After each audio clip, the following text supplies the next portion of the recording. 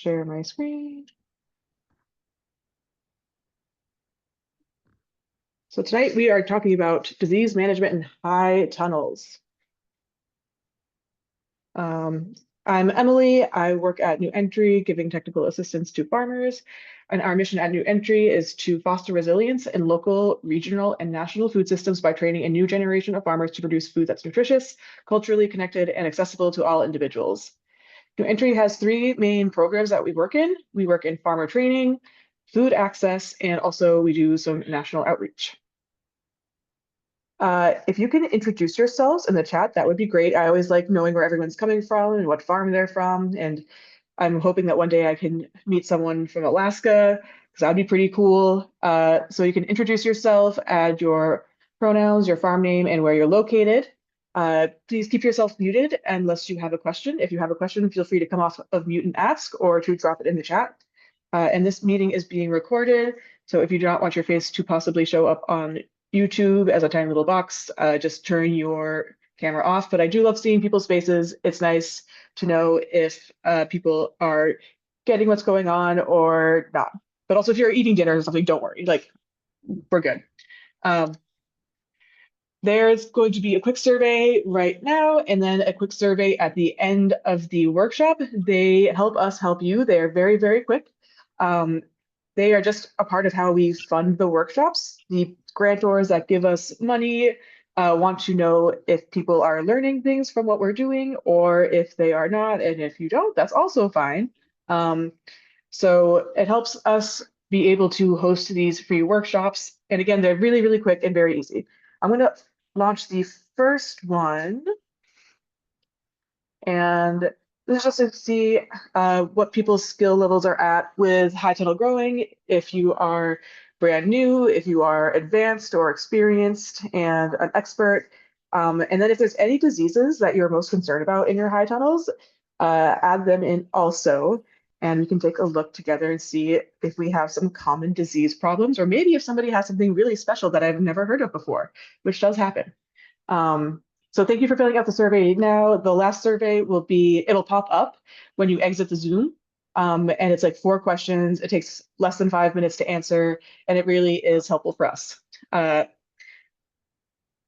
just imagine Oprah pointing at you because you're so lucky to get a survey. Because everyone gets a survey. So this is one of many workshops on high tunnel growing that New Entry has been putting on this winter and spring. We are in the 7th one, and we have one more to go. If you want to watch the previous webinars, they're all on our YouTube page, and I will be sending out a link to the recording of this one after the workshop is done. Sometimes it takes me a couple days, but from that link, you can see the other ones as well. If you have good financial records and you want to get paid to share your financial records for your farm, we are doing a study for small-scale vegetable farmers that have 2+ years of growing experience. And the purpose of the study is to help farmers improve their farm business management and record-keeping practices, and to kind of figure out like what different small-scale size farms are doing to become profitable, what size they become profitable at, and just more things about small-scale farms. There's a lot of information in USDA about like large farms like soy and other commodity crops, but there's not a lot of information about small farms. And so if you've ever wondered, am I running a successful business? How do my numbers match up to another farm? This is a really great study to join, because as part of it, you do get a very fun document that shows you how you compare to the other farms in our study.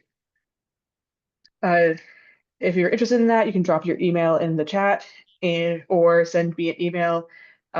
This is Julian's email address, not mine, but you can email him or me. I'm just emily.brown@tufts.edu.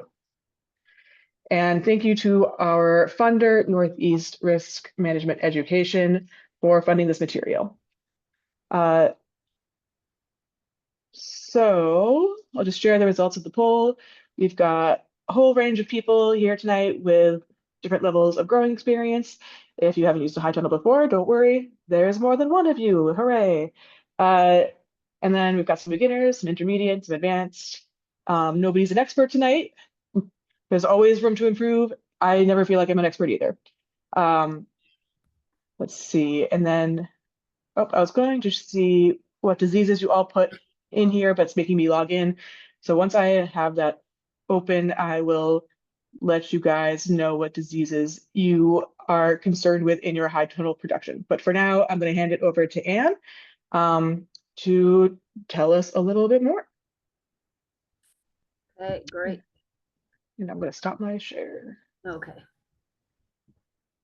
All right. There you go.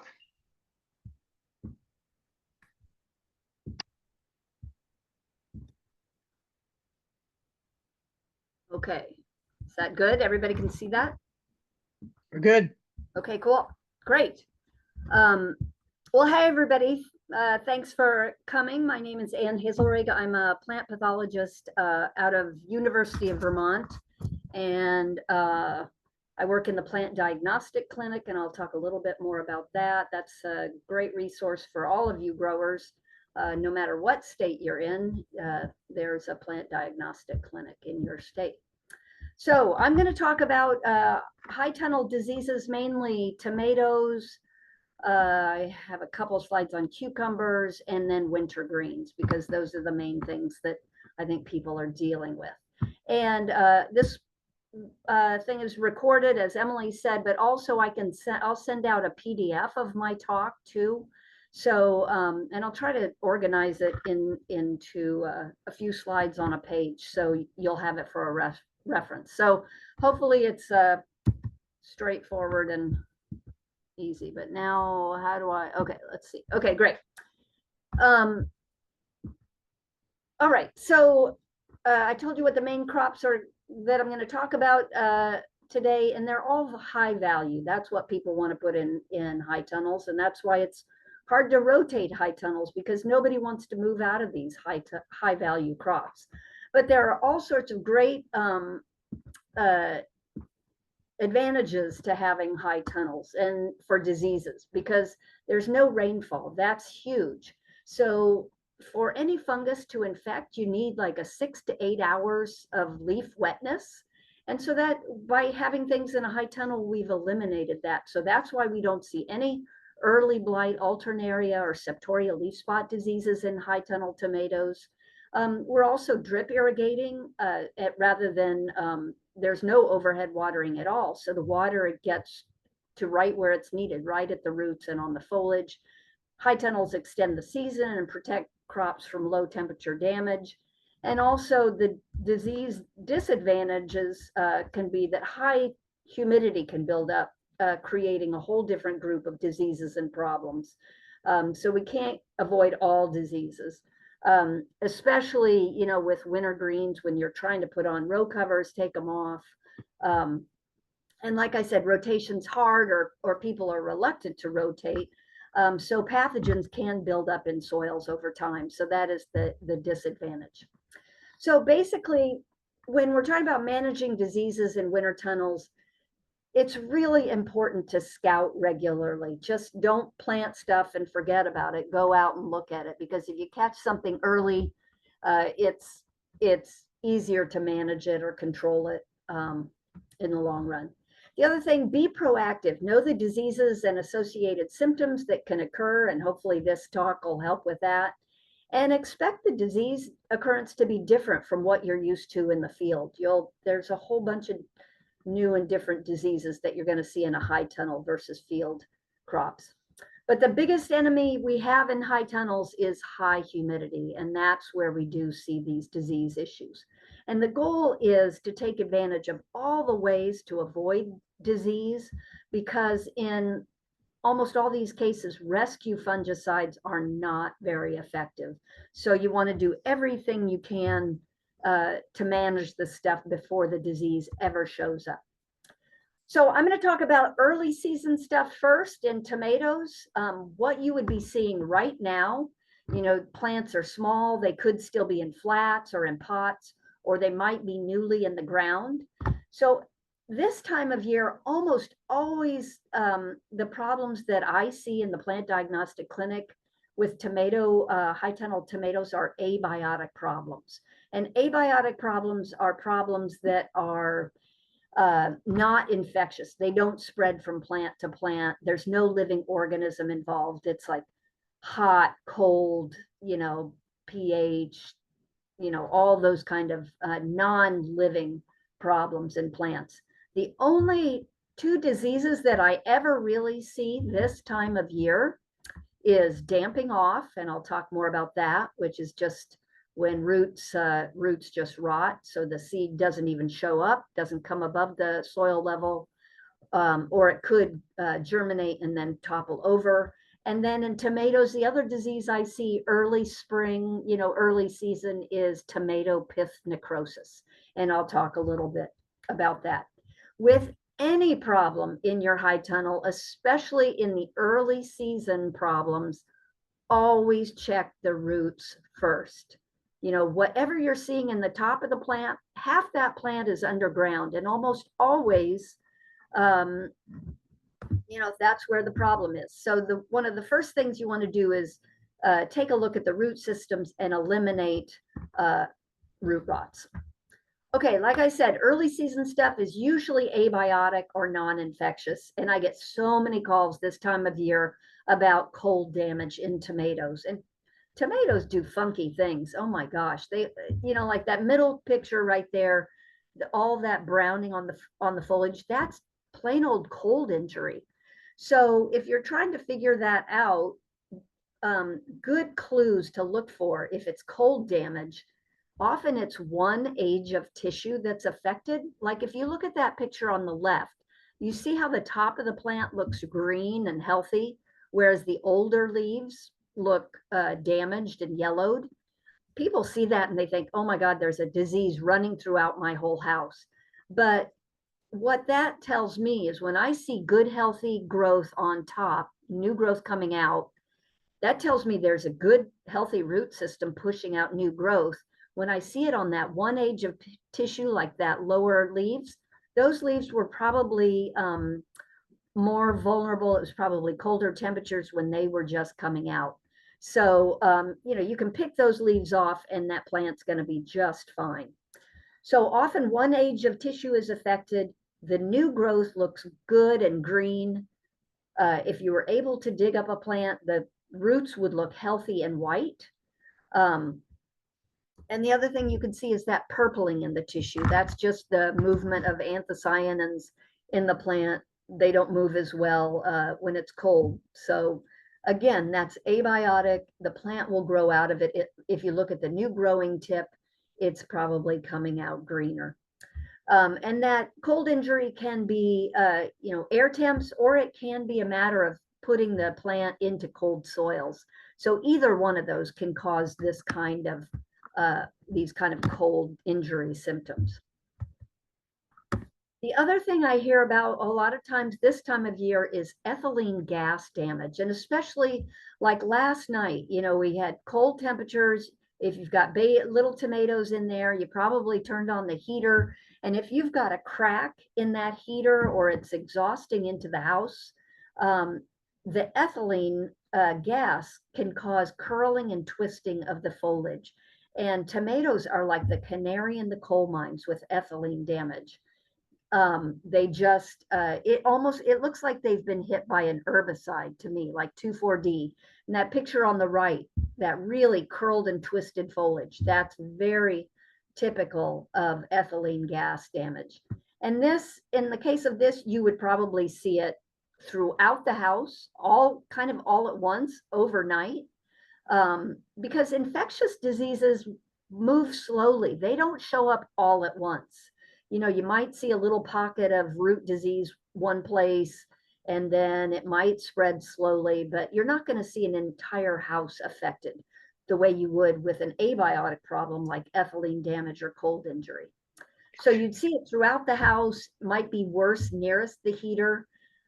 Tomatoes are very susceptible. You'll see stunting, twisting, flower abortion if they're older, but the roots would be white and healthy. They'd look perfectly fine. And I have a question for you. Yeah. How are you checking the roots on plants that are in the ground? Like I know with plug trays, you can just kind of like pop it out and be like, okay, I can see the roots. But once the plants are in the ground, are you still checking the roots, or are you? Well, yeah, it's kind of a problem. I mean, it depends. It's never it's always a decision. If you can carefully dig something up and just take a look, especially if they're older. I mean, looking at the crown right at the soil line, you may not have to look all the way at the roots, but just make sure everything at the soil line looks good. But yeah, sometimes it's worth sacrificing one plant to take a look at the root system. Okay, thank you. Yeah. So anyway, with this ethylene damage, the plants will grow out of it. But the first thing you should do is call your gas person, get them to come out and check for cracked heaters, poor ventilating, things like that. The other thing that can cause a symptom like that, but it's much later in the season, but that curling and twisting can also be caused by broad mite or cyclamen mite damage. But that's a really hot season pest in a tomato or pepper greenhouse. But just be aware that curling and twisting that looks like an herbicide injury can also be caused by bronze mite and broad mites. And these broad mites cause bronzing in the foliage. And then you see the fruit looks really kind of scratched and bronzed. But that's a late season issue in tomato tunnels. And that's a problem that is on the rise, it seems like. So watch for that one. The other thing I see this time of year is edema. That's another abiotic problem, mainly in tomatoes, but it can affect, I've seen it on basil, ivy, geraniums, a lot of different crops. But what happens is, we don't know how to water this time of the year. You don't know if it's going to be cold and cloudy or if the sun's going to be coming out and it's 70 degrees. So you water your plants hoping it's going to be sunny and 70, and the plant takes up all that water, and then it's cloudy and cold. So the plant doesn't transpire, doesn't get rid of that water. So it builds up in the cells, and then it causes these corky lesions, usually following the leaf veins on the undersides of the leaves. And again, the roots would look perfectly fine. And again, you'd probably see it on one age of tissue. It would seem like it happened sort of overnight. But again, if you check the new growth, once it becomes sunnier and warmer, the plant will grow right out of that. So that's another really common abiotic problem this time of year. Now, the one major infectious disease that can happen this time of year is called damping off. And the symptoms you would see is just wilting, poor new growth, brown sloughing roots. There are 4 or 5 different soil-borne fungi that cause this. It doesn't matter which one it is, but they all like cool, wet soils.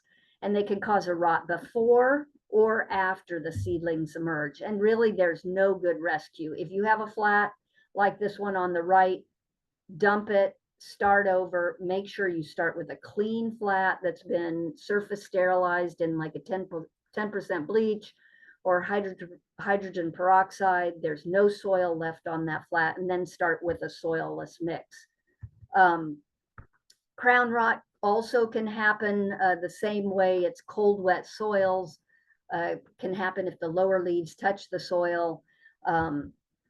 And what you want to do is, you'd see that rot right at the soil line, like almost like a rodent has chewed away that outer tissue on the stem.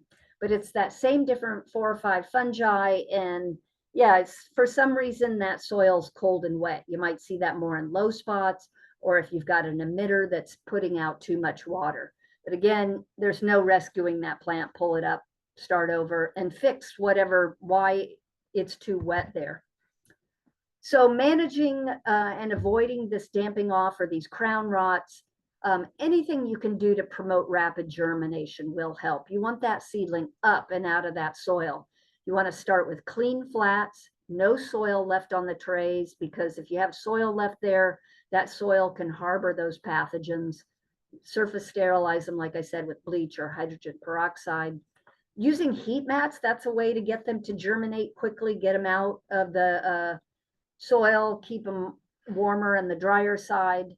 You want to avoid overwatering, avoid overcrowding. And then a lot of times The soil mix you choose, if you choose one with really high organic matter, that's got a high water holding capacity. So if you're having a lot of damping off, you might want to look at your mix and try to lighten it up, maybe not have so much peat or organic matter in it. A lot of growers use Root Shield, which is a trichoderma fungus. It's organic, and it competes with the bad guys, the bad pathogens for sites on the roots. So you could mix trichoderma or Root Shield in your planting flat, and that will help also with some of this damping off. Okay, the other infectious disease that I do see this time of year, once the tomatoes are in the ground, but if you see wilting early in the season, and the conditions are, trying to get rid of this, okay. The conditions are cool nights with high humidity, cloudy, the plants are vigorous, and there's lots of high nitrogen really growing fast. If you see lots of adventitious roots, you can, if you see that wilting, strip away some of that tissue in the branches where you're seeing all that adventitious rooting and see if it's brown or black in there. And that's pretty diagnostic for this tomato pith necrosis. It's a bacterial disease, but plants can grow out of it. So it just depends how severe it is. But it usually happens when it's cool, cloudy, high humidity, and the plants are growing really vigorously. So watch how much nitrogen you're giving them.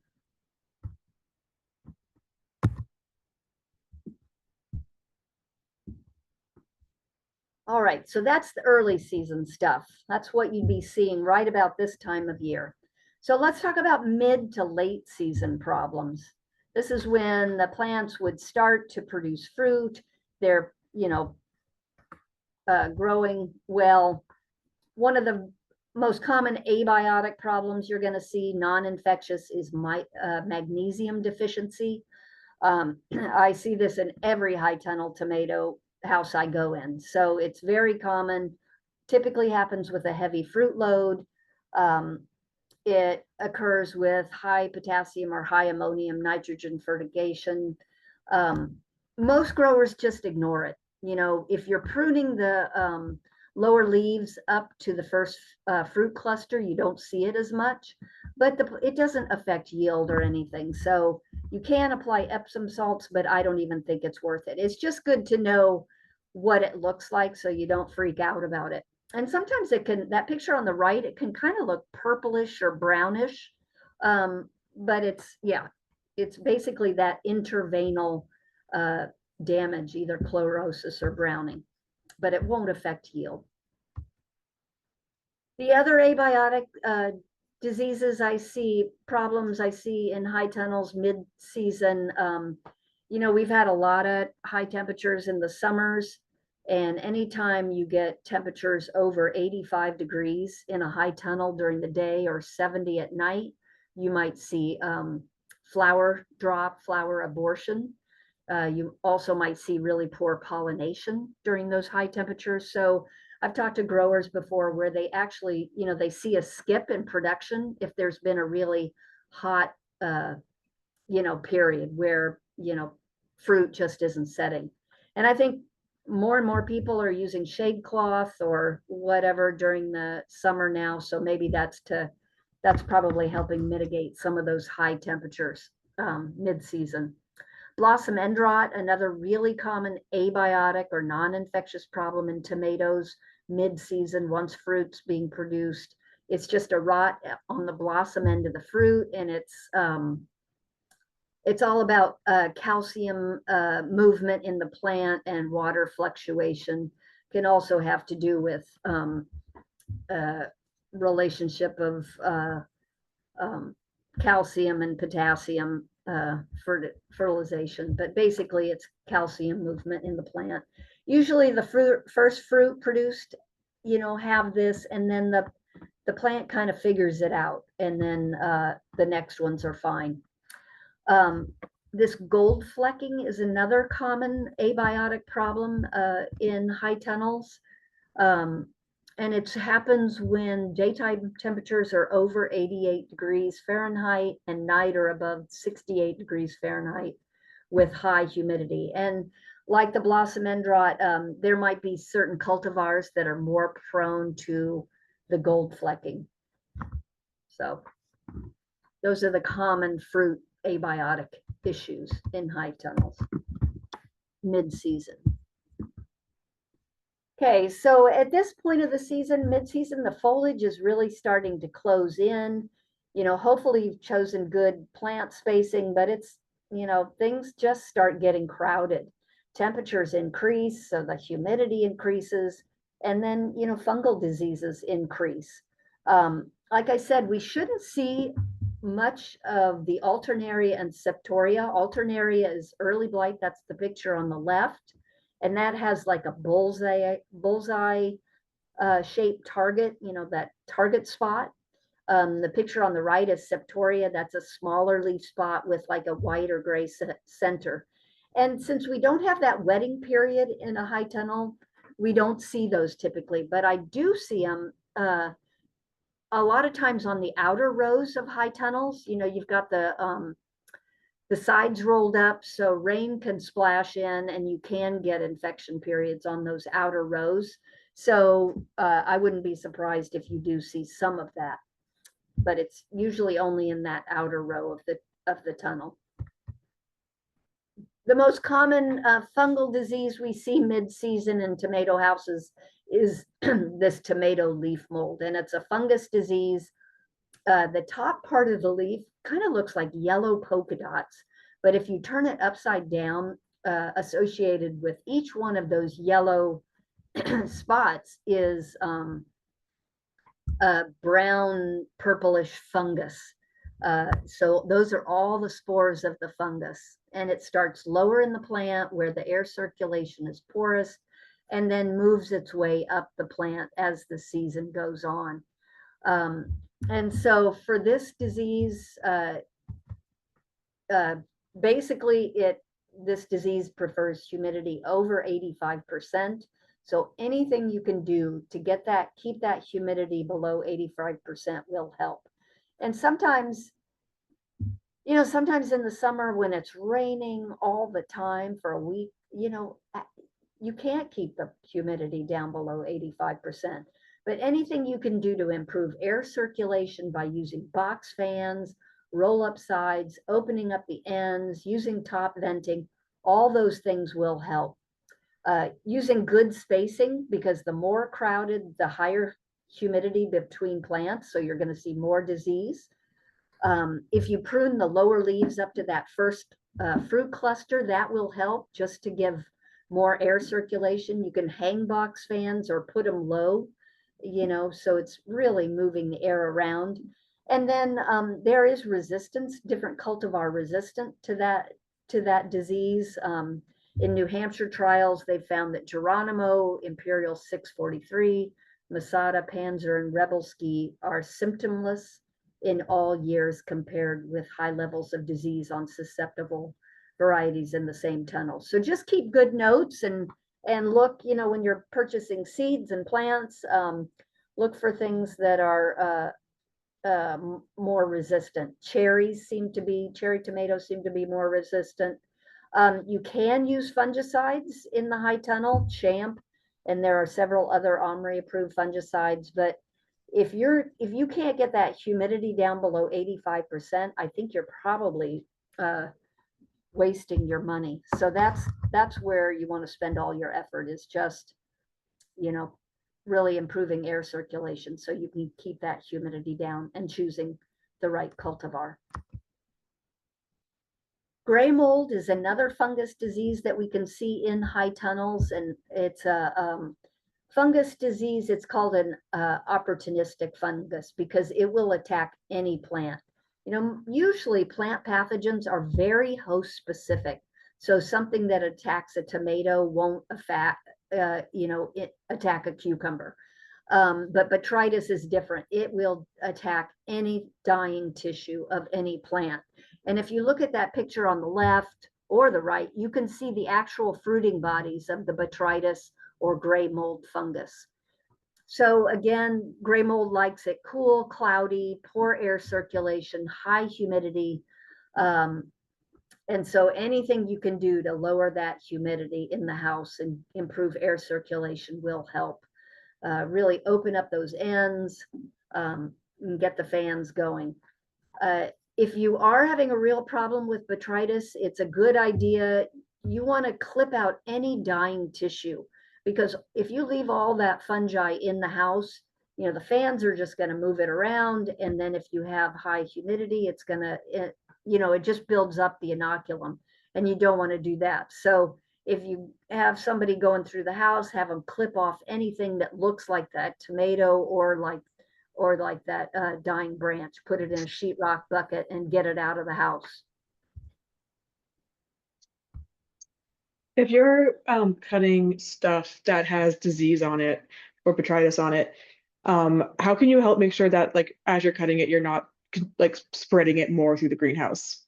Well, I mean, yeah, anytime you move that and jostle it, walk through it, the spores are going to be liberated. But the whole goal is to keep that. You won't have infection if the humidity is below 85%. Those spores will just dry up and die. So, you're trying to get rid of the inoculum, the spores, but you've got to keep it down below 85% humidity. That's just imperative. So powdery mildew, that's another disease that can be a real problem in tomatoes. And this fungus disease, the symptoms are that white coating on the foliage. But it likes cloudy and warmer weather and high humidity. Powdery mildew is a disease that doesn't need a wet leaf for an infection period. It just needs that high humidity. And we had a problem a few years ago in Vermont where a lot of people bought in transplants that were already infected with powdery mildew.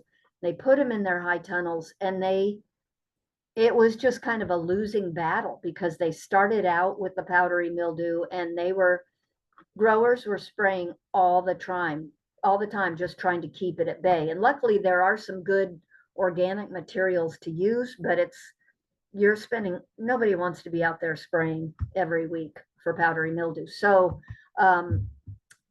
it's really important, if you're buying in plants, you want to make sure you really inspect them well, make sure there's no powdery mildew on them, because that's a disease you don't want to have to deal with right from the start of the season. Powdery mildew, it only lives on living tissue. So if you had it last year in the high tunnel, but you didn't keep any live infected plants, you will not have it in the spring. It doesn't overwinter in the soil or, on benches, whatever. It has to be on a living tomato plant if it's tomato powdery mildew. So if you clean things up at the end of the season, even if you did see it in there, that doesn't mean you're going to have it the next year. Like I said, if you purchase seedlings, make sure you carefully inspect them. And scouting is really important for this disease because the earlier you catch it, the easier it is to manage. And it likes cool, low light conditions mainly. And powdery mildews are very host specific. So the powdery mildew that you see on a tomato, you might also see it on a cucumber, but they're two different pathogens. So the tomato powdery mildew does not infect the cucumber. They both just like the same kind of conditions with high humidity and warm and low light conditions. So that's people get confused by that, but they don't transfer between plant families at all. They're very host specific. So fungicide program, this was according to Meg McGrath, who is a pathologist at Cornell. Her recommendations were, if you saw powdery mildew present early in the season during the vegetative phase, start with sulfur because it was the most effective. And then she said, once fruit is present, sulfur can leave a residue, so you switch to mineral oil, which is a close second to sulfur in efficacy. And you cannot apply sulfur and oil within 14 days of each other, because oil will enable the sulfur to move into the leaves and can cause phytotoxicity. Millstop and Armacarb are also effective. Armacarb those are the baking soda based sprays. So we're lucky in that with powdery mildew, we do have some good organic fungicides we can use. So like I said, cucumber powdery mildew, it likes the same kind of conditions as tomato, but it's a whole different pathogen. And most high tunnel cukes that we grow are parthenocarpic, and they're rated as resistant to powdery mildew, but there's lots of variation in this resistance. So make sure you take advantage of using resistant cultivars. And I put a link there at the bottom. There was a good Purdue fact sheet on choosing varieties, cucumber varieties in high tunnels to avoid the powdery mildew. And they were saying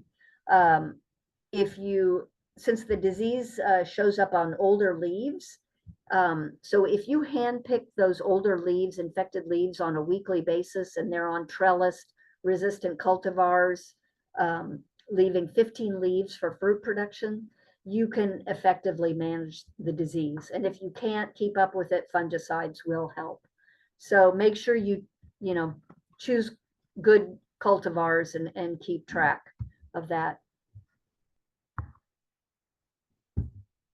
Late blight, that can be another late season problem in high tunnels. High tunnels are not totally protected from late blight. And for us in Vermont, we haven't, well, I guess we saw some late blight at the end of the season last year, but we haven't had it for the past few years.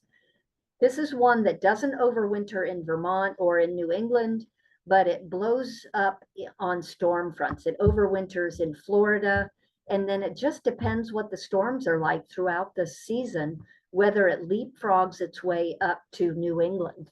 But late blight causes this yeasty looking white spore. It can cause cankers on the stem. That's the middle picture. It can cause big, greasy, brown, nickel shaped or quarter sized leaf spots. This disease would show up in the upper part of the plant first, because the spores typically rain down.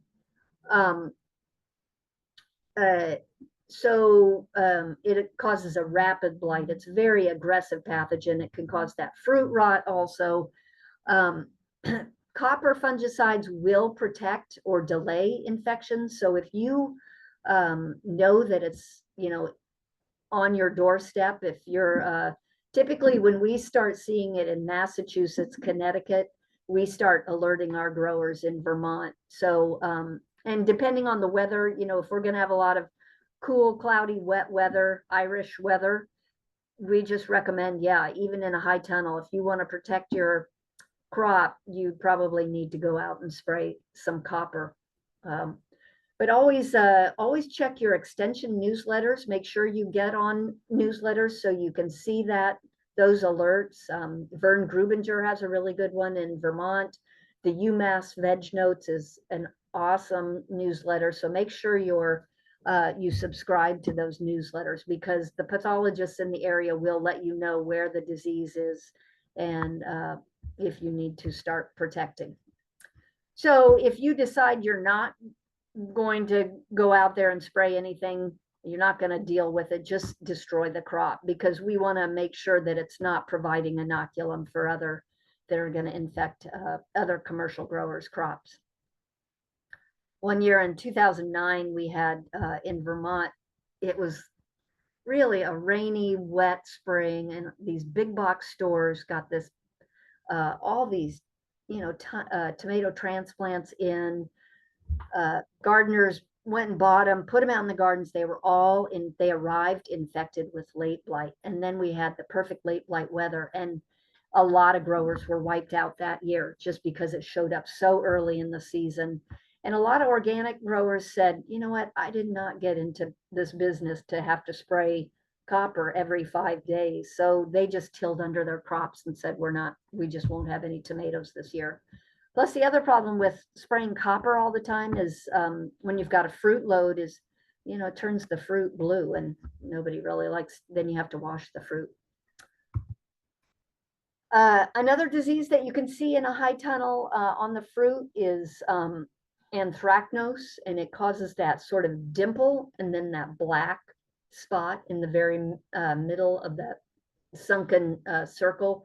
That's called anthracnose. It has an orange spore if you let it sporulate. But that typically happens on overripe fruit or ripe fruit over 80 degrees Fahrenheit. So you just don't want to leave things in a hot house. You know, it's probably better to pick them early and then have them ripen outside the house or outside the heat. Tomato brown rugose fruit virus. This is one that is kind of a new disease. It was reported in Israel in 2014. I've not seen it. I don't think it's been as big a problem as they thought it might be. They're worried about it more in big tomato production houses, but it causes that wrinkling of the fruit and stunting, a brown calyx. And it's spread once, you know, with contaminated tools, hands, seeds, plant to plant contact. But we really have not, no growers have really reported it. It's more of a problem in the big production houses in Arizona and California. And the USDA has been testing seeds and transplants from any country to make sure it doesn't come into the country. But if you see funky fruit like that, let a plant pathologist know, and because we would like to get it tested if you are seeing something that might be suspect. Okay, so what if you go out into the high tunnel, you know, you're producing great tomatoes, a good crop, and you see wilted plants. So the first thing I do is, okay, are all the plants in the high tunnel wilted or showing, or all of them showing a leaf edge scorch? And if all of them are showing that, it's probably something abiotic, something like not enough, you're not watering enough, it's too hot, things like that. You know, you might have an irrigation issue. But if it's hit or miss in a high tunnel, then that would be more concerning to me, that it probably would be more of an infectious disease problem. And the first thing you want to do when you see a wilted plant is always look lower in the plant, because there's something there that's causing water and nutrients not being able to be carried from the roots up to the plant. So it could be a root rot or a crown rot. It could be a canker disease like white mold, or it could be a vascular disease like the pith necrosis early in the season, or bacterial canker later in the season. So always, anytime you see any wilting in the plants, always look lower, because something else, it's probably not a foliar disease issue. So like this picture on the right, there's definitely a crown rot, root rot there. That's probably, it was too wet, too moist, cold soils, something like that. Also, this is one where, you know, if you've got a row of wilted plants that looks like that, definitely dig one up and take a look at the root system, because that's likely where you're going to see the problem. So there's a disease called corky root rot, or black dot root rot. They usually work in combination with each other. And this is a soil-borne disease that I've seen in high tunnels. And it's typically, we see it in early plantings under cool conditions. And I really see it mainly on non-grafted plants without rotation. You know, I think, you know, for you new growers, if you're not grafting plants, it seems like you've got about 4 or 5 years without any soil-borne diseases. That's kind of your sweet spot. But after about 4 or 5 years, all those root rotting pathogens start building up in the soils, and they cause this corky root rot, which looks like corky lesions on the root, and the black dot root rot has those black dots. That's that lower picture. But it doesn't usually kill plants, but it really can wilt them. They'll lack vigor. and reduce yields. So the good news is that we've got a great tool to avoid this issue, and that's by grafting. And it was interesting. I just did worked out in Ohio State on this disease problem. And they have a real problem with it because a lot of their growers in high tunnels don't graft. So they're contending with this disease all the time. But luckily in New England, it seems like most of our tomato high tunnel growers are grafting onto resistant rootstocks. And Maxifort is the most common one. It's got corky root rot resistance, Fusarium crownin root rot resistance, nematode, tomato mosaic virus resistance, and verticillium wilt resistance. So that's why a lot of people graft onto this Maxifort rootstock. There are other rootstocks out there too that can be grafted. But like I said, I think if you're a new grower, you've got about 4 or 5 years before you really have to start grafting. Also, if you want to grow heirloom cultivars, they have absolutely no resistance to any of these things. So you'll see a lot more of these disease issues. So this was a high tunnel I was in, and the grower, I think the plants on the left were grafted to Maxifort. The plants on the right were a new cultivar, grafted cultivar that she was going to try called Xinjiang. And it was not resistant to corky root rot. And so look at the stunting. I mean, it was just amazing to see that varietal difference in the rootstock. So yeah, those rootstocks like Maxifort, they're very vigorous. So a lot of it is that they outgrow the fungus disease. But we're lucky we've got that tool. Otherwise, we'd have to totally rotate out of tomatoes. Okay, so you see these wilted plants and you're looking lower in the plant for a crown rot or root rot, but then you see this really fluffy white mold lower in the plant. And that's a canker disease in tomatoes called sclerotinia or white mold. And you know, that canker that interrupts the flow of water and nutrients up to the top of the plant. And so that's why you're seeing the wilting. It's really kind of a fun disease because it's easy to identify and diagnose. It has that really fluffy white mold. That's the hyphae of the fungus. Usually you see it in low spots, wet spots, overcrowded spots. A lot of times you'll see that bleached, like a bleached woody stem looking appearance. And then if you split that stem open, you'll see these sclerotia, which are just the picture on the left. You can see a little black, a couple black sclerotia, and that's just compressed hyphae of that fungus. And that, if it drops into your greenhouse soil, that can live in the soil for 10 years and reinfect whenever. So if you do see that fluffy white mold on one of your plants, you want to go in there, cut it off right at the base, put that plant right in a plastic garbage bag and get it out of the house, because you don't want those sclerotia dropping into the soil. And this one is usually hit or miss. This isn't something that's going to run through a whole high tunnel all at once. So the most aggressive disease that we can see later in the season in high tunnel tomatoes is bacterial canker. And this one usually shows up when there's a heavy fruit load, because I think the plant is stressed by having this heavy fruit load, but you'll see wilting, scorching on one side. And then if you cut open that stem, you'll see a black vascular system. And you'll probably see a lot of adventitious roots. So if you see those adventitious roots, not advantageous, I guess they are advantageous, but they're adventitious. If you see all those adventitious roots coming out and it's early in the season, it's probably pith necrosis. If you see it later in the season, it's probably bacterial canker.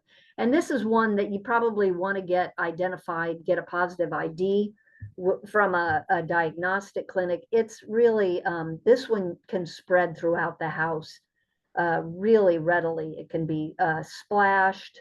rain splashed, water splashed, irrigation splashed. And then when you're pruning and suckering, you can move it from tomato to tomato. So if you do have this disease, you want to get that out of the house ASAP. There's no rescue treatment, but you just need to get it out of there. And then you really have to watch for plants next to those infected plants just to make sure there's no new infection that starts. So that can be a real aggressive one. And it's cool for that disease. We have these rapid assay kits that it's like $15 a packet, a sample. But what you do is you take some of that tomato tissue, suspect tomato tissue, you macerate it in these packets. You put this little dipstick in there that's just specifically formulated for this pathogen. And it's like a little home pregnancy test. If you get 2 red stripes, you've got the disease. And that tells you need to get that plant out of there. It's really important not to work in the greenhouse and then go work in the field tomatoes. So you don't want to transfer this to any field tomatoes, but get it tested. This is what the disease looks like on the fruit. It can cause that little raised white spot called a bird's eye spot.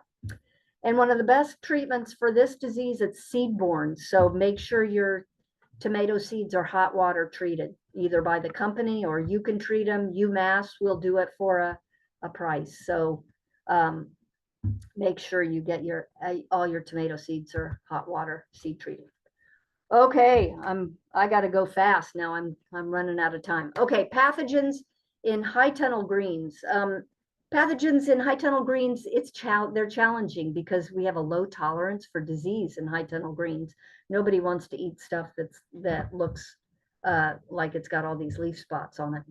All of them can destroy crops. They all do well in cooler temperatures, but all of them like prolonged periods of leaf wetness or high humidity.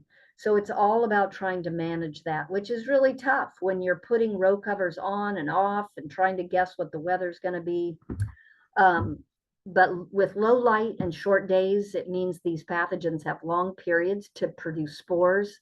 And then the plastic covering of tunnels protects the pathogens from exposure to damaging UV radiation, which would kill pathogens. So they're kind of in this perfect environment in a high tunnel with row covers and condensation and things like that.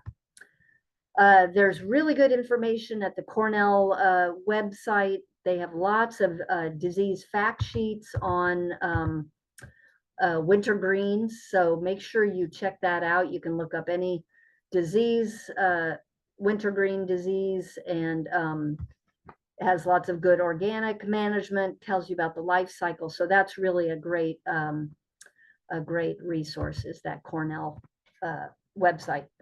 Botrytis, that same one that I talked about in tomatoes, anytime you have dying tissue and high humidity, botrytis can become a problem in greens, has a large host range. You'll see those gray fluffy spores. It's all about trying to manage the humidity to control it. So the wintergreens foliar disease that I'm going to talk about is the cladosporium leaf spot in spinach, downy mildew in spinach, arugula bacterial leaf spot, and then a couple abiotic issues. So cladosporium leaf spot in spinach, that's the most common disease that we see.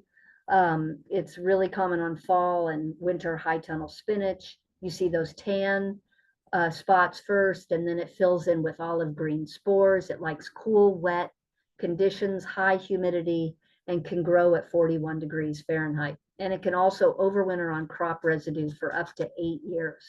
And the spores are spread really easily by splashing water, wind, workers, and equipment. So this disease can be seed-borne. So again, hot water seed treating your spinach seed. It's very prescriptive. You can do it yourself, but you've got to have really good thermometers and water baths because you have to have it 10 minutes at 104 degrees Fahrenheit.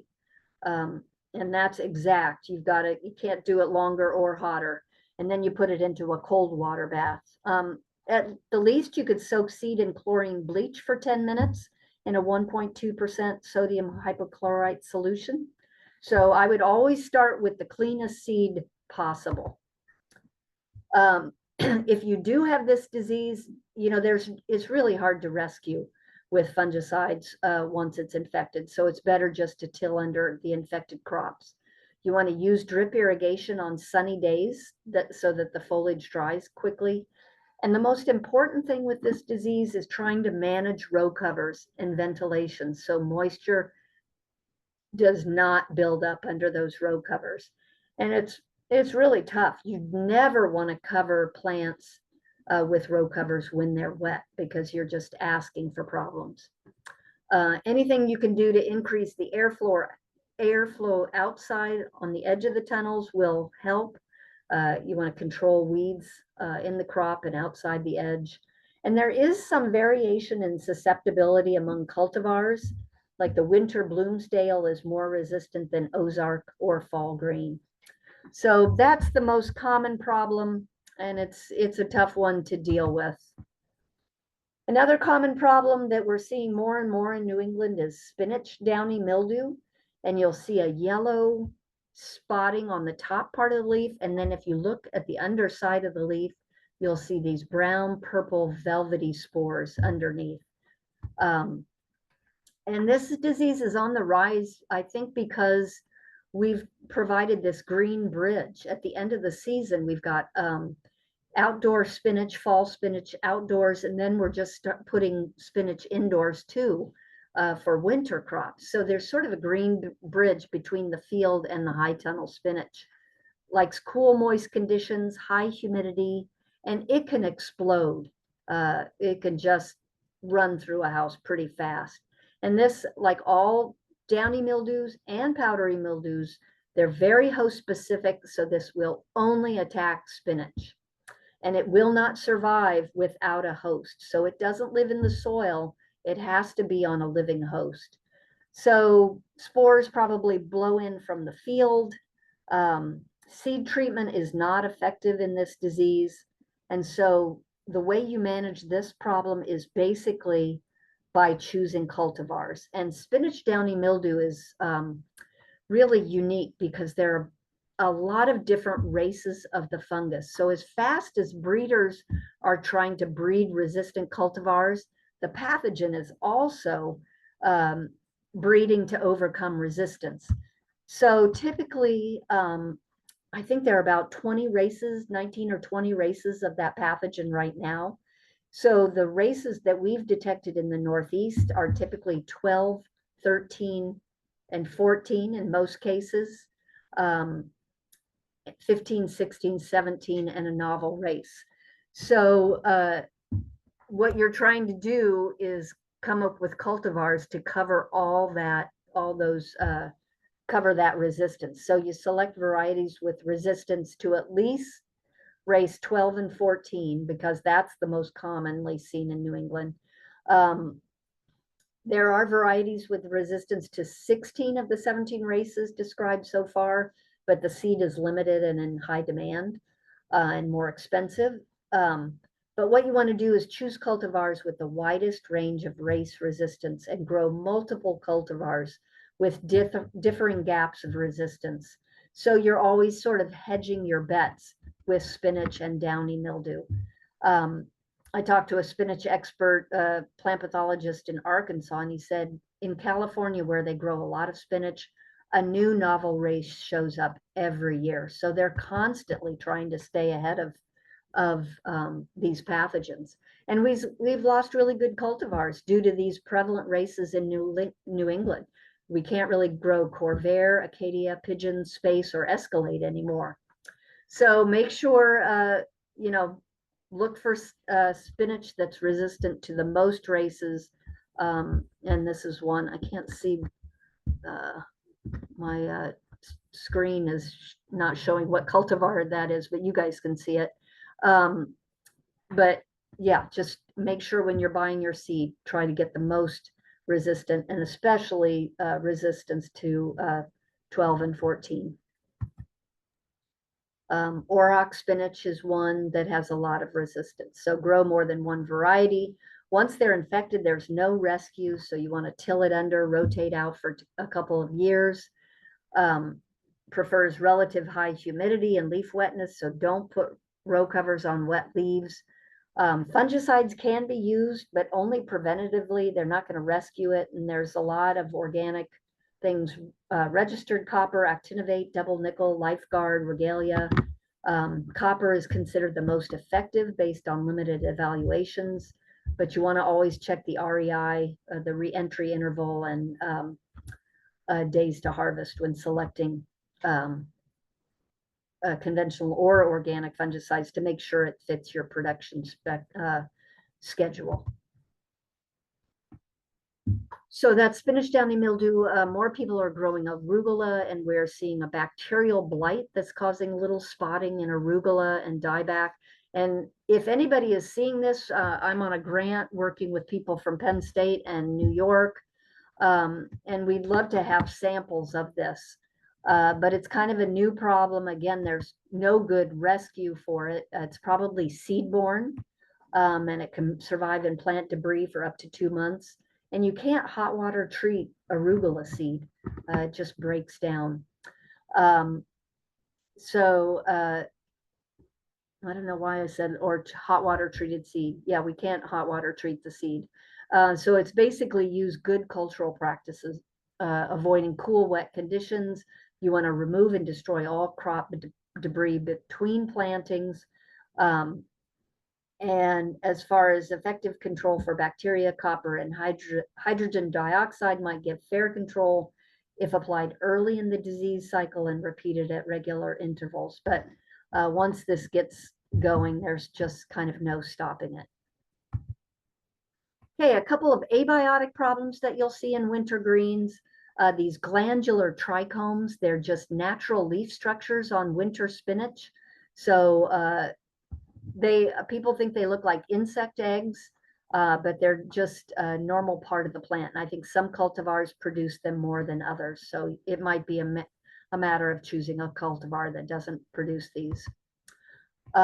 Spinach can also get edema, that disease that when the plant takes up a lot of water, can't transpire it because it's cool and cloudy, and then the water builds up in the tissues, and then they burst and cause those corky lesions.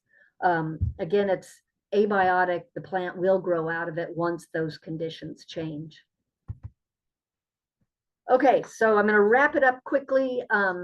Just in summary, always choose resistant varieties and resistant rootstocks when they're available. Grow more than one, hedge your bets.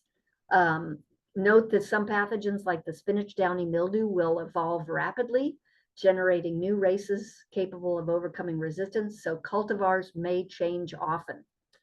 If you can, if it's applicable, select seed that's been tested for pathogens that can be seed-borne, and buy hot water treated seed, or use steam to kill many of the seed-borne pathogens, or use Clorox to kill seed-borne pathogens. Field planting should be located as far away as possible from the same crop grown in tunnels, like that spinach downy mildew. Put them so that green bridge doesn't happen. Put them far away from each other. And consider the prevailing wind direction. Fall plantings should be put downwind from the tunnels. Always destroy field and tunnel plantings immediately after harvest so you don't have things overwintering on tissue. Get them to break down quickly. Avoid favorable conditions for the pathogen, which is cool and wet conditions. Many foliar pathogens need leaf tissue to be wet for several hours to be able to infect. So that means you're always taking off and putting on row covers, but never cover wet foliage with row covers. Always use clean covers too. Using drip irrigation, that goes without saying. You don't, and if you have to use overhead irrigation with crops under row cover, water in the morning, so there's a lot of time for the leaves to dry off before you have to put the row cover back on. And the downy mildew pathogens can infect when humidity is high for several hours. They don't even need leaf wetness. Same thing with powdery mildew. They don't need leaf wetness, those pathogens. They just need high humidity. Promote rapid drying in tunnels with fans. Vent tunnels as often as temperature permits. Spores can move inside from an infected crop outside and vice versa.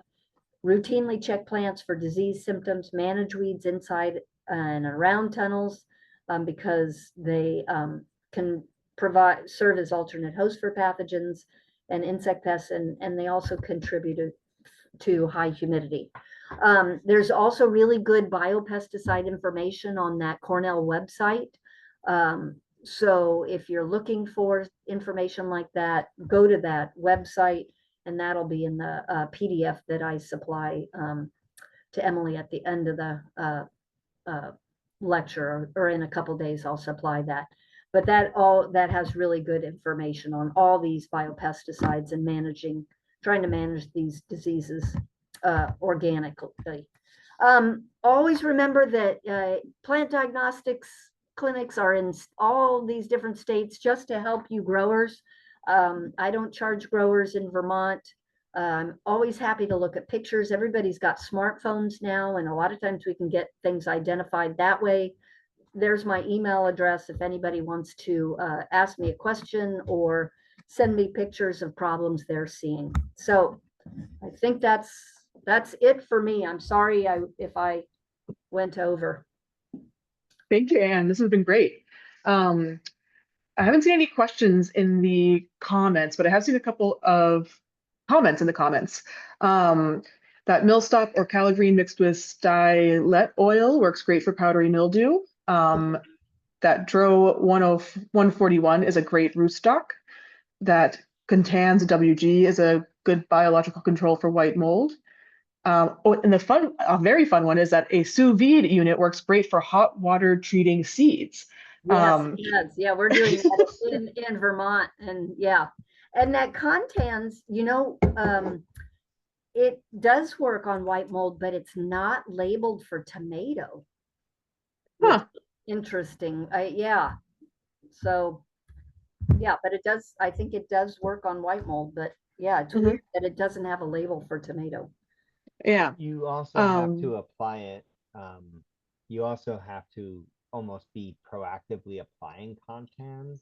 Oh, really? Kind of ahead of the game. Its activation period is incredibly long as a biological. So you're almost like a year ahead. You're treating this year for next year's white mold. And as Anne was saying, the longevity of the stuff is insane. Yeah. So it's there for a very long time. You can see this in greenhouse carrots viciously, and it can wipe out a greenhouse. A lot of people in our area are doing early greenhouse carrots, and it's harsh to lose that all to wipe out that quickly. Yeah. So I see a question in the comments now. So with powdery mildew, you said that it does not jump from tomatoes to cucumbers. Does it jump from squash to cucumbers? Yeah, I think anything in the cucurbit family would have the same powdery mildew. So yeah, it could be the same pathogen on that same family. Thank you. Let's jump in with Andre now. And if you have any other questions, feel free to pop them in the chat. And if they're Anne specific, we'll have some more time for Q&A at the end. But yeah, Andre is going to talk to us about some soil steaming stuff. Yeah, just to kind of dovetail off of a couple of things Anne was saying, like it's important for us to remember that when they're naming these things, sometimes things are really distantly related, even though they have the same name to them. And that's important in our treatment because particularly when we get into like either steam or biological controls, we have to know which control that we're actually using and whether it's going to work or not. Let me get my talk up here. If I can share my screen. While you're pulling it up, I have another question for either of you. So people are always saying to run the fans in your tunnels continuously, but if humidity is above 85%, should you turn them off so that you're not spreading spores? No, I mean, wouldn't. I would think it would be more important just to keep the fans. You might have to run fans and ventilate. Sometimes you have to heat and ventilate just to Our drive heaters run out at the, night. yeah, just to drive We out. have a the- we have a timed action where the vents open and the heat runs Right, at the same time. yeah. And that is basically math. You could do this by dew point. So it's magic.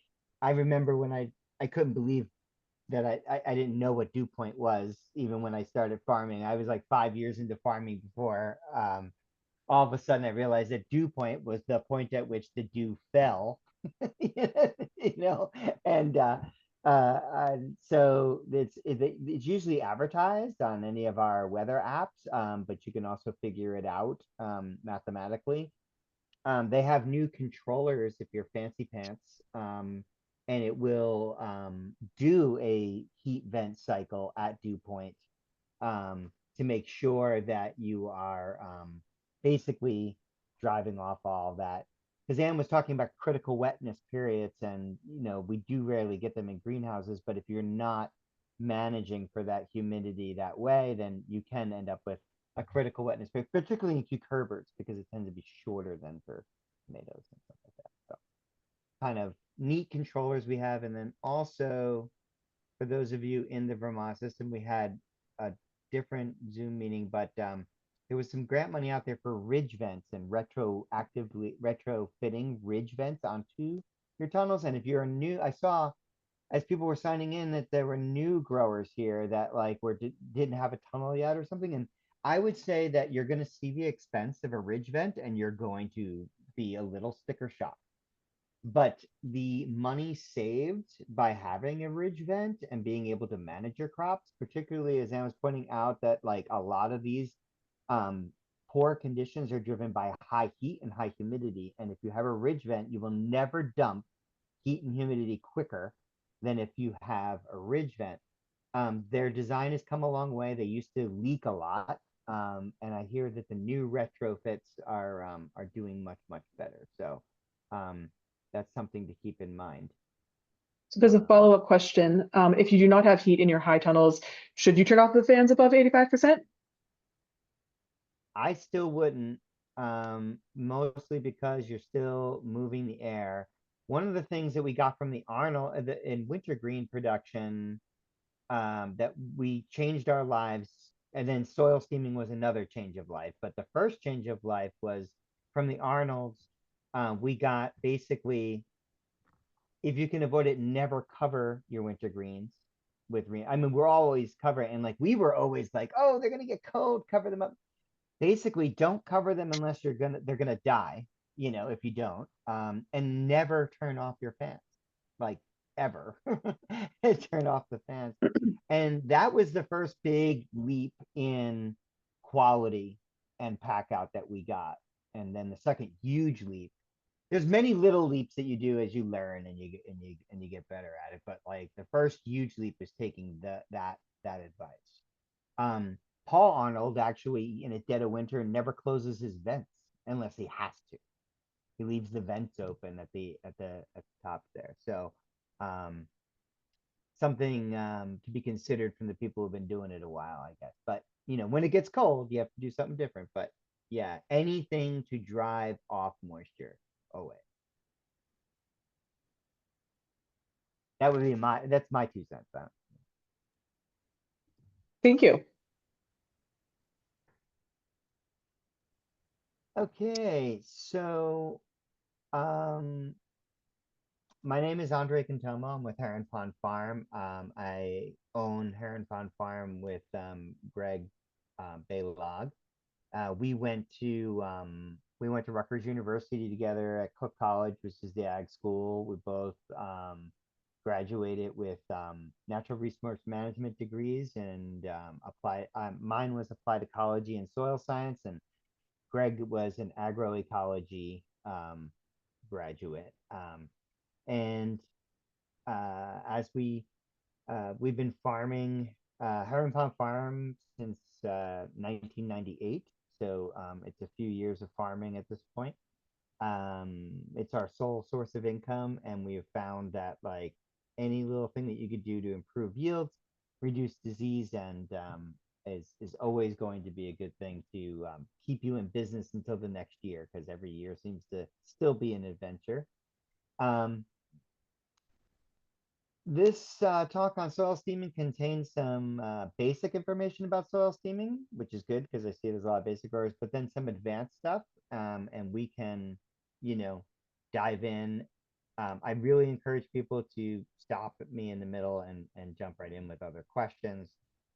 We have gotten into this zone controlled soil steaming, which is specifically controlling the absolute high temperature that the soil gets to with steaming and holding that at that absolute high temperature instead of letting temperatures run away with steaming and things get a little bit overheated.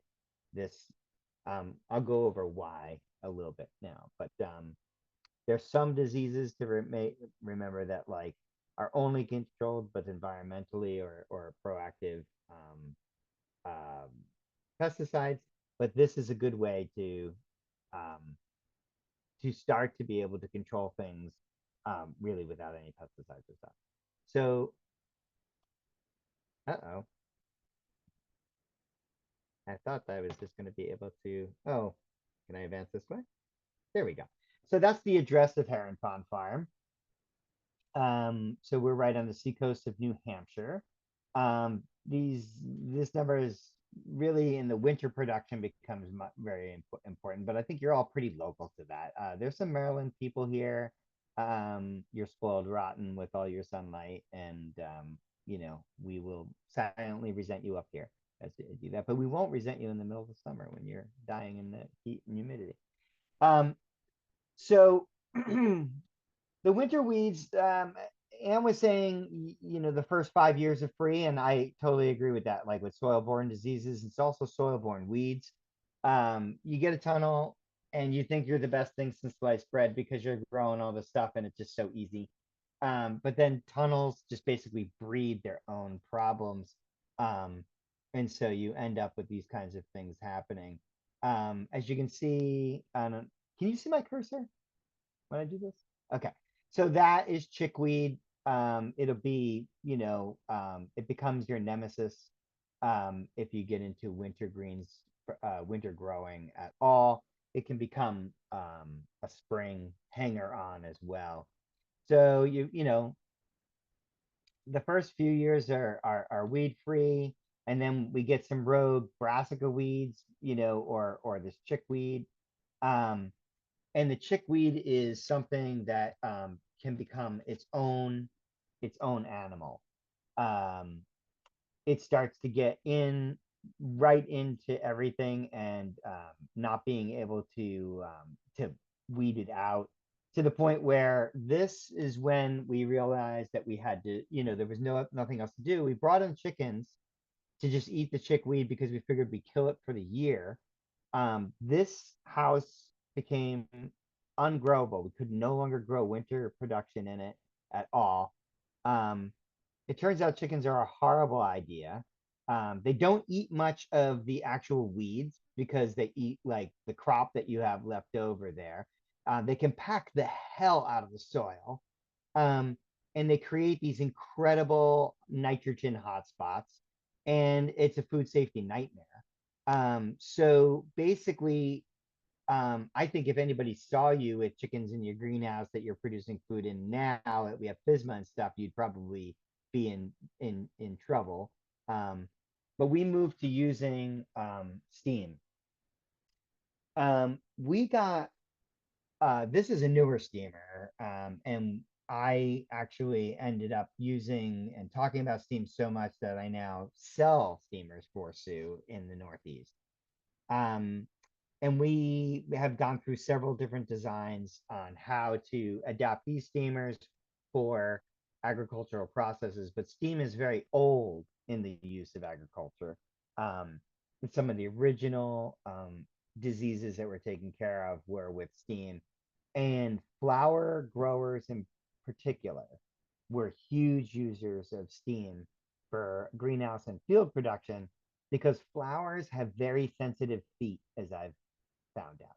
Like they really their yields, the biggest bounce in yield that you're going to see from the use of steam or or biofumigants or fumigation, any kind of soil treatment is going to be flowers. They will make you money hand over fist more having dealing with some kind of soil treatment, and that's who started us up.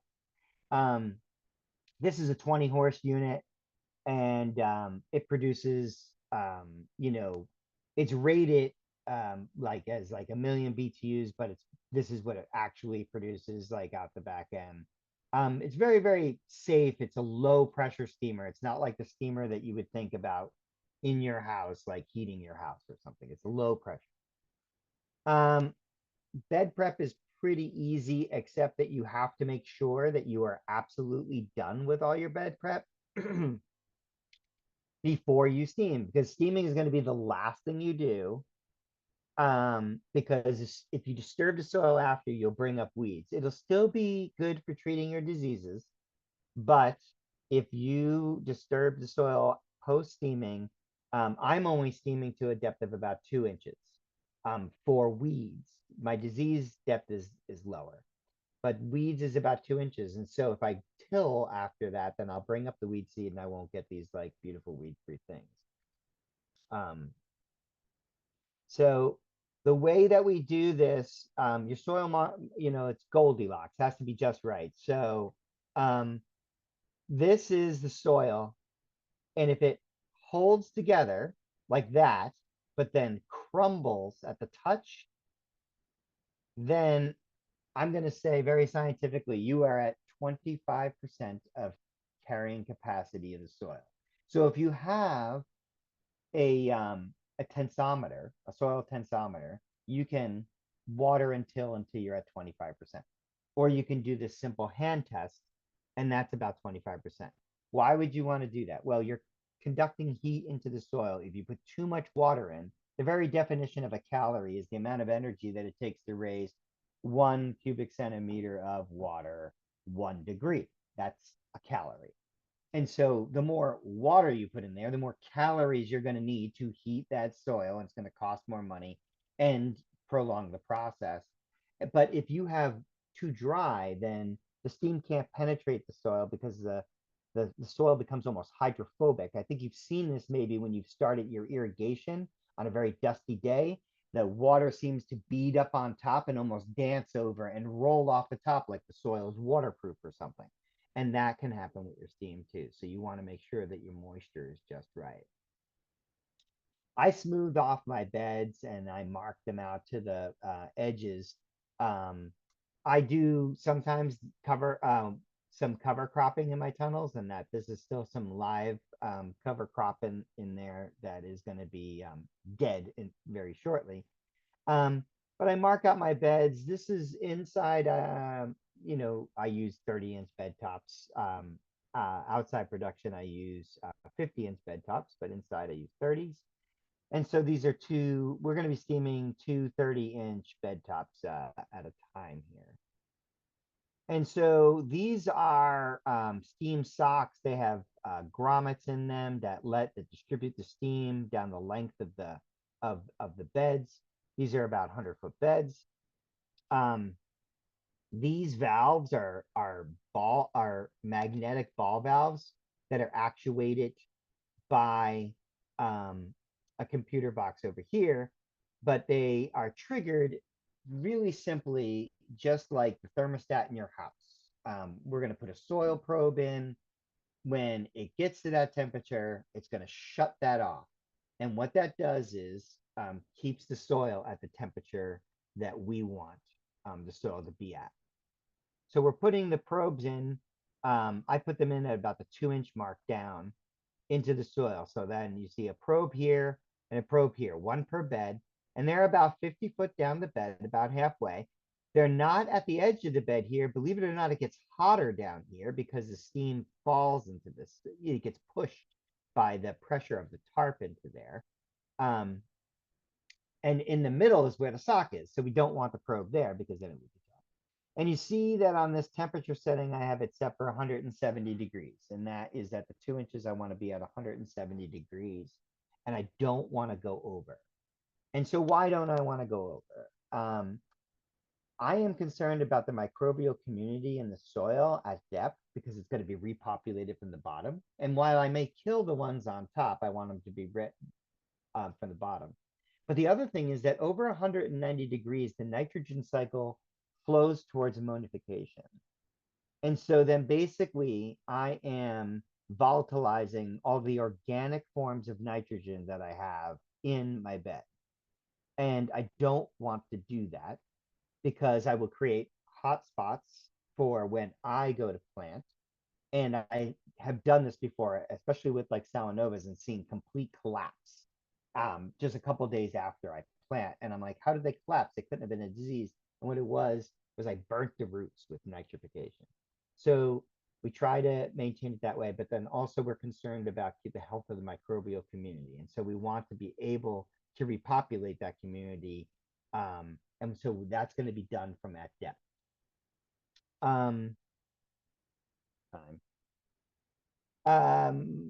I steam with a little bit of back pressure. Some people steam at 0. I think it ends up forming condensation and hot water going down your pipes instead of steam. So I always make sure I back off my my adjustments to have a little back pressure in the system. And then here we see the system inflating the tarps with the steam going down the length of the beds. This is a little long. We might, and I can actually turn off the turn down that a little bit. But basically this is running, and you can see that this zone is on, but this zone is off. And that's because this thing is at 170 degrees and it doesn't need to be running right now. And then it dipped down and it turned on the steam for that particular bed. And now that bed is getting steamed, and it will keep it and hold it at that temperature for 20 minutes. And then it will shut the whole machine off. And then I know that I've done my job there. And so, this is the general steam setup as the steam tube carries it down. We use the chains so that we have no gaps. We have the test temperature never at the beginning or end of a run. And I showed you where we put that probe for the bed. But this is essentially what's happening underneath. You see that the steam is coming out the top. The pressure, the atmospheric pressure on the tarp is actually forcing it down into the bed. We have experimented with vacuum, and vacuum can give you deeper penetration, particularly if you're controlling diseases in tomatoes, particularly for verticillium, but also nematodes can go pretty deep as well. And so this is really this is like from the old, greenhouse ball guide book, just copied right out of there. See, most weeds are right in this sweet spot. I steam to 170 degrees. I don't really have too many species that are above that. But because I'm steaming for weeds, you see all plant pathogenic bacteria, most viruses. Here's your soil insects. You get into fungi, worm slugs, botrytis and gray mold. That's the white mold spores, and other things. So you are essentially at lower temperatures because the lower temperatures are going deeper. You're getting deeper. You're getting weed control at the top 2 inches, and you're getting deeper disease control in the bottoms. Now, this does not cure what Anne was talking about the fact that it repopulates from outside and transference. This also, note what's not on this list, downy mildew. It does not control downy mildew. So that is got to be done with the resistance varieties that you have. I learned a lot about resistance varieties and the numbers that are on them and how we can have some things that aren't in those numbers. So, but the numbers are the best thing that we have to go by. But those numbers are done for breeders and stuff and spinach growers, mainly out west. And so some of our varieties of downy mildew are not picked up on the chart, apparently. We learned that from Johnny Seeds at the New England Vegetable Growers Farmer to Farmer that Sandy ran on winter growing this year from the Johnny's rep. So Andre, this is there's what it a looks. question in the chat. Sure. So somebody has never heard of soil steaming before. Can you just give a quick synopsis of what soil steaming is? And they're wondering if it's essentially just used to kill pathogens in the soil. Yeah, so the steam is a heating source. It goes up to, steam is created at 112 degrees. And it's a way to, one of the ways to sterilize, is with heat. We do it two ways, with chemicals and with heat. Biofumigants such has been done with some of the big biofumigant mustards that they grow and then cover are one of the organic biofumigants, but all other biofumigants are not organic. And biofumigants are hard to do inside a greenhouse to control disease and such. And so what steam does is it sterilizes weed seed up to 2 inches so you don't have weeds. And it can control all soil-borne bacteria, viruses, fungal diseases up to a certain point. It's by their kill temp that was illustrated on those on that temperature chart that we just had. We can go back. So back here, if you're trying to control something, soil insects, so nematodes. So you know that nematodes are between 160 and 140 degrees. This was a big thing for Fort Hill Farm out in Connecticut. They had basically lost the use of their greenhouses for tomatoes due to a specific nematode that attacks tomatoes. So they started steaming, and now they're back in the tomato business inside their thing. So this steam is a tool in the toolbox for basically being able to control diseases in your greenhouse. Is that a good answer, or do you think? I don't know. If they ask anything else, I'll let you know. There's another question. Sure. Does the steam kill good microbes as well as the bad ones? And the person says, yes, that was a great explanation. So thank you. Oh, okay. So the good versus the bad microbes is why we're doing the zone control system. When we started doing this, a flower grower showed us how to do this. We had no control over the temperature of the soil, but you have to get up to 170, 180 degrees to control these weeds. By the time you get up to 170, 180 degrees in some parts of your bed, other parts of your bed are colder. So when the coldest spot of your bed gets up to 170 degrees, the hottest part of your bed is already at 212. So you really are starting to kill at depth more of your microbial community. So your microbial community is definitely affected by steaming. It's affected by any kind of treatment that you are going to do for these diseases, chemical or steam. But the benefit of steaming is it's not going to leach down into the rest of the soil. And we found we have found that the bacteria bounce back is better when used with the zone system, and not, because basically your natives are going to come from below. They're going to repopulate from below. I think I might have a slide on this later, but in case I don't, the way that we decided to do that was we used this bag of tricks inoculum from Johnny Selected Seed. It's got like 1 million species printed on the bag, and you think you're doing this amazing job. You like put this in solution, and after steaming, we spray all the soil, and we're repopulating the world, right? Well, it turns out that that's donkey dust. That doesn't happen. Those microbes are basically fish food for your natives. But if you use an inoculum, it's been proven that your bounce back is faster.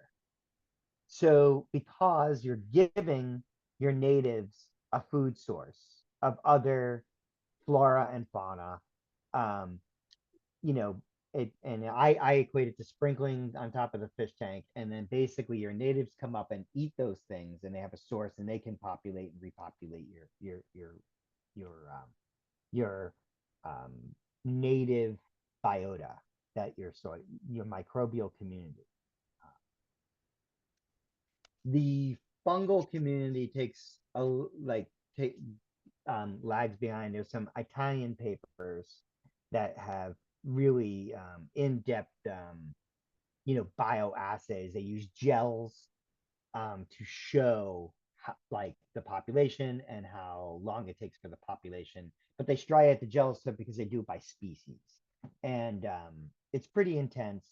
I know that Becky Madden has done some cursory work with it. I don't know if she used inoculum, um, about like what the bounce back period in her personal greenhouses are. I haven't seen her latest data, but like some of the data they're doing out at UC Davis is echoing some of the stuff from the Italian work that has been done about bounce back post steaming. I hope that's a complete enough answer. Um, Oh, there's here another it is. It was the question. very Oh. next. There you go. I did have it. So there you go. But now you got my spiel on that slide. But that's the stuff. Like, isn't that a fun list? Look at it. You think you're doing it great. Look at that. You must be doing so good for everything in there. But Steve Fettermore out at UC Davis convinced me, or has instructed me, that this is all going away. But that doesn't mean it's bad, because I mean, I would like to ask any other scientist. Sometimes what you want to do is you want to occupy a niche with good species. So like if you've created a sterile situation, you now have a vacuum. And so if you put these good species in to occupy that niche while your natives are recovering and eating them, then you have taken up space. And one of the biocontrols, like I use this, some of the fungal biocontrols that I use on my tomato plants are just there to take up the very space that the pest would have. They don't eat the pest, they don't attack the pest, but they're just taking up the space that the pest would have. And so if you're taking up the room, the bad guys have a hard time coming in. Did you had a comment, Emily? So I have two. One was mostly answered already. If you had any papers that people could read about how inoculants really work, and we have Steve at UC Davis is the person to look into. And then another question was for your bed prep, before you steam, are you putting down your granular organic fertilizers first, or are you doing those afterwards? We do our granular organic fertilizers. We have a no animal-based fertility in the but this brings up salts, which I think you either talked about previously or gonna talk about. You talk about greenhouse production, you have a lot of things, but should I talk briefly about salts, or did you cover that in another talk? Did we talk about salts? I believe we talked about salts when we talked about nutritions in greenhouses. So yes, we have covered it a bit. Okay, so basically one way to delay salts is to use more plant-based fertility than mineral-based fertility, particularly nitrogen, because nitrogen binds with things and makes regular salt, like, like just salt. And so, but most fertilizers are salts, like that's what they are when they're going down. And you essentially remember that you're farming in a desert when you're farming inside a greenhouse. You don't think you are, but you are, because it's not raining on your, you have no rain. And so it's important to take a couple different assays. We use both the saturated medium test and a regular soil test. And this is really going to help you track your salts and give you a more accurate approach as to what is actually nutriently available. The other thing to remember is that the reason the microbial community is so important in these systems is because they are the main thing that is making your nitrogen available to your plants in an organic system, because you're not doing water soluble. And if that's the case, then you have to worry about salts and how it affects that system as well. And so basically, everything is applied, everything is mixed, and then we we we water them in that way. I hope that answers the question. I think I got sidetracked into some other topic while I was talking, but So the answer is yes, you do put down granular fertilizer before you steam. yes, everything is done before you steam. Particularly, Okay. what's great about this, just as a side note, is that I'm a big user of kelp and alfalfa meal. And steamed alfalfa and kelp smells like you just want to eat the soil with a spoon after. It's just an amazing smell that's coming off of so I really enjoy I enjoy that time of year. Oh, I know what my last point about the microbial community was, that in the winter, your soil temperature is above 40 degrees, like that's where all your nutrient availability is going to come from, your microbial community. And so that's what's an important balance to keep in mind. The above 40-degree influx of fertility, and like below 40 degrees, are those minerals going to sit there and just make salt. Um, some yield values here. Quick note is that this is not a weed. That is arugula seed that fell into my kale, um, my kale, my baby kale. And these are 30 by 96 values, different cuts that we get. We find that our yields have been thoroughly increased, mostly. The other thing is, I don't know how many winter growers are here who have done this for a long time. And then you do a cut, and I mechanically cut, but I mean, even if you hand cut and you have diseased leaves in there, this becomes a project, and the value of what you're doing goes into the toilet pretty quickly, because you're sorting out bad leaves to have a product to be able to sell or give to your CSA or one of those things. So those are some of the yield values that we have. Um, some of the costs, and I try to, be very real about the cost. So I'm using $5.35 a gallon. That's the highest I've ever paid for fuel to do this project. It was years ago. And so this is the depreciation of this of a steamer per house. So this is the cost of the steamer for having its run. And this is a big spreadsheet to come up with this number. Because a steamer is like over 40,000. So it's not, but when you do it per set, that's what you're really spending. And so we're looking at 17 cents a square foot for basically weed and disease control. And I just don't think that you can beat that. If we had rising fuel and labor, we might even get up to 20 cents a foot. And I just don't see I don't see beating that. I do not know if Sandy is still on the call. Maybe she could throw in the chat. She keeps track of numbers. If she throws in the chat, she probably knows what per square foot it costs them to do this. So this is their first year doing it with like a 20 horse. They were using a smaller steamer, which was much more costly for the run.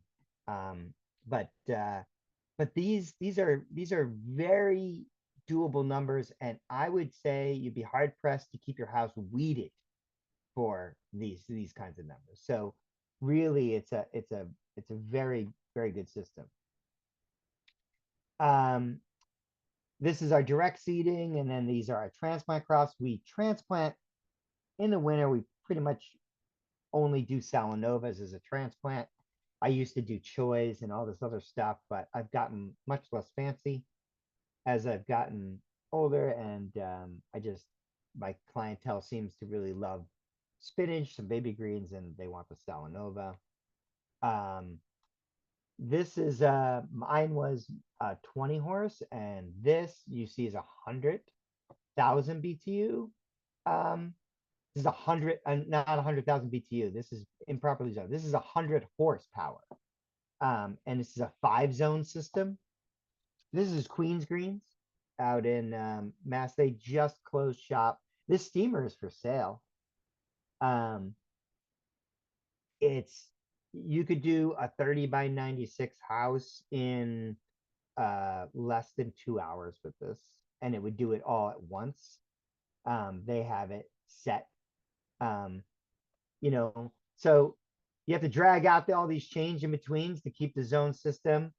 They do it on raised beds, so we're dragging these trains down the raised bed system sections. Oops. I use this bucket system for chain. It took me an embarrassingly long time to store chain in a bucket and actually decide to put it on the side when I was going to unroll it, and I ended up with knots of chain everywhere. So if you're getting into this, some buckets. I think this is another video of the zones going through. Oh, no, it's not. Okay, so this puppy's very big now. This is our crew in 2022. This was our crew. This my contact information. That's Greg, the wonderful Greg. Everybody thinks that he's like Snuffleupagus to me, that he doesn't actually exist, but he does. He's right there. This is my cell number. I don't answer the phone. You have to leave a message, because if I don't recognize you, I'm not ever going to pick up the phone. But I can be reached via email as well. And yeah, I did it 10 minutes for questions, but I think we answered some questions in between. So I'll answer questions about tomatoes, tomato growing inside a greenhouse, or steaming, Thank you, or anything else Andre. that Emily comes up with. Sandy did comment that it was a huge savings and much cheaper than labor, and that they do not steam every year. They do steaming, it looks like. She said, we don't fully do deep tillage, so steaming 2 years in a row took care of almost all their weeds. And there's a question that is, how would you say cost effectiveness of steaming compares to flame weeding? Not even in the same bucket. Flame weeding is just not applicable here. I mean, first of all, you're not getting the disease package at all with the flame weeding. Secondly, the weeds, you're not getting 100% coverage with flame weeding. It just doesn't work, particularly if you're going into winter production. You're better off late spring, summer production with flame weeding. I use flame weeding outside of my beds for sure. Flame weeding is cheaper per square foot. But you're almost better off doing tarping. With tarping, you're going to raise the temperature of your soils up.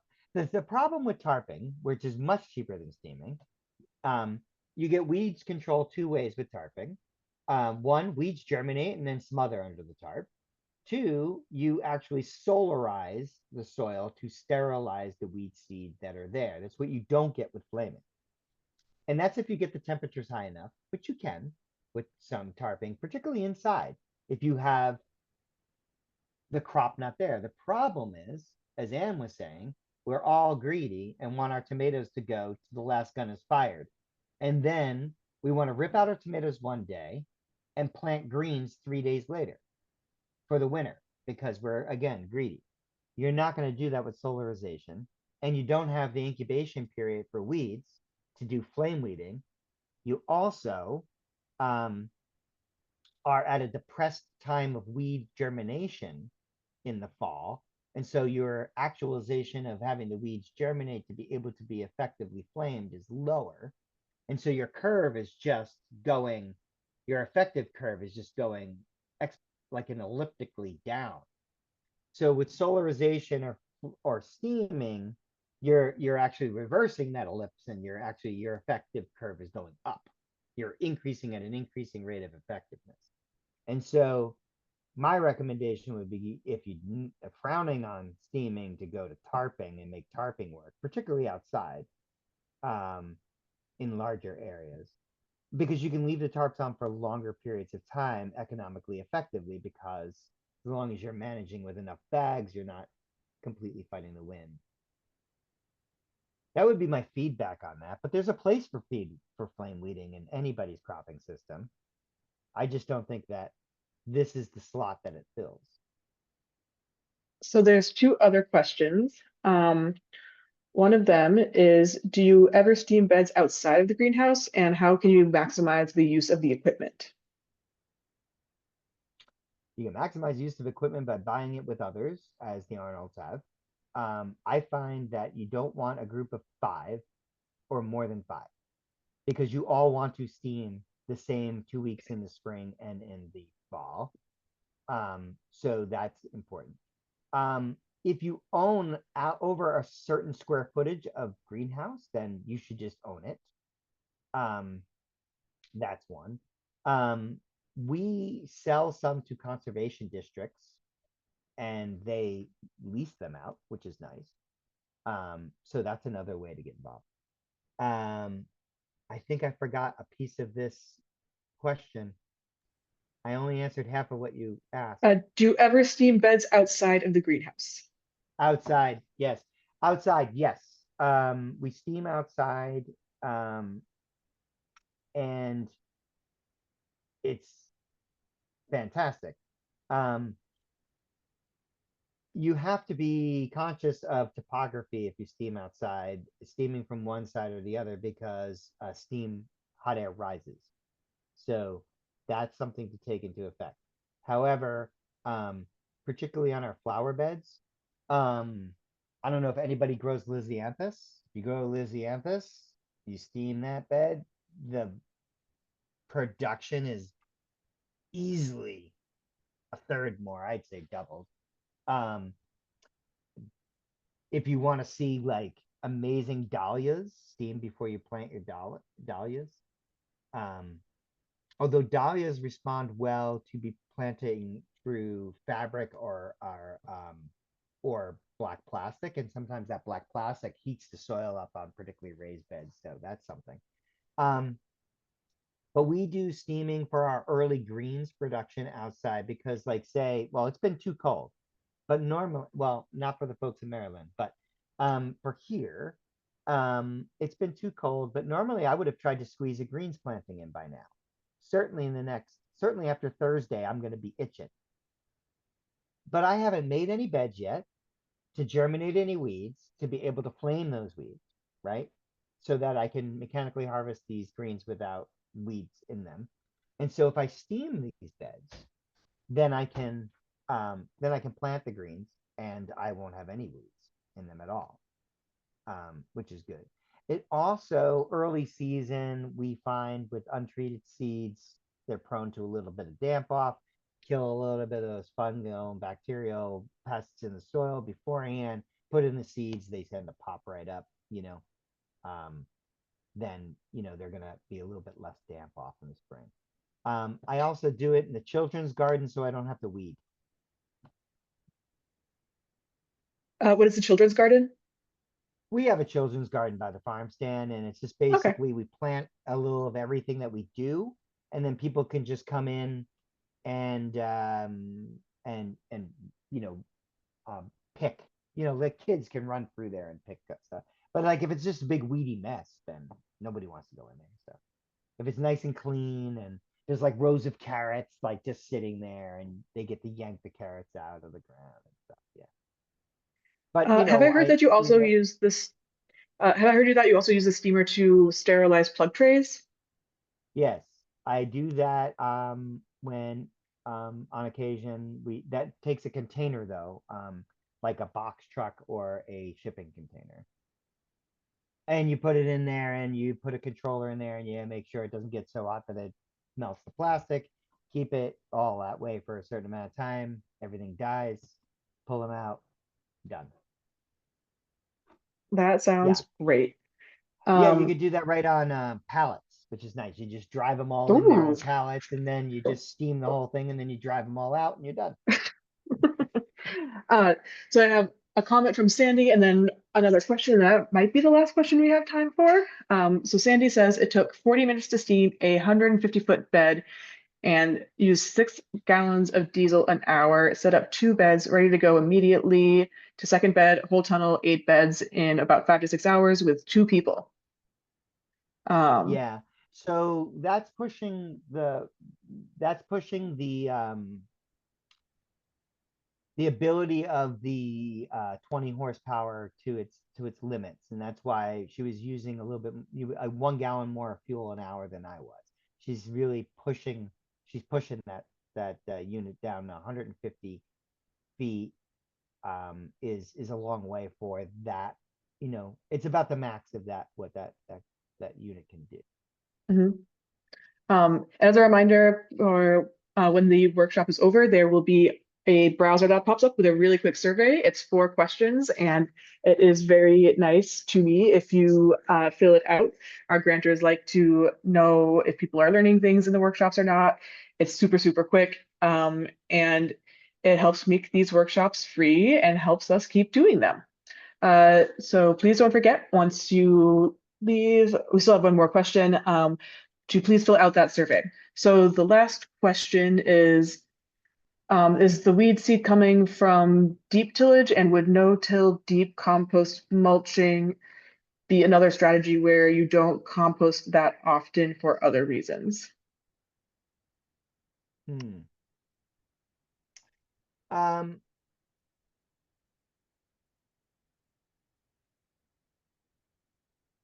I think the short answer is that yes, that would work. Um, the longer answer would be um, needing it to work, like managing the rest of your systems around it. Like if that's the way that you're managing your systems, then that would be um, that would be one way. That would be one way to do it. I think inherently it brings up other issues for me because of the way I manage. But if that's the way you're managing, then um, there there's there's more to the system than you just listed, which I'm sure you already know. Um, and it's going to take a different kind of management style to get the results that you want out of it. But it is a completely legitimate way to handle the problem. I think that's an answer. That's a Sounds like an non-answer answer. answer. All right. Well, we're right at 8 o'clock. So Andre and Anne, thank you so much for presenting tonight. I know I learned a lot, so I hope that everyone else did too. And this recording will be up on YouTube if you want to watch it again later. And I think someone had asked about the links being shared that were in the chat, and I do share the links that are in the chat out afterwards. Um, and yeah, thank you guys all for coming. Thank you, Andre, and thank you, Anne, and thank you, everyone else. Yeah, Thank thank you. you. All Bye-bye. right. Bye Good bye. night.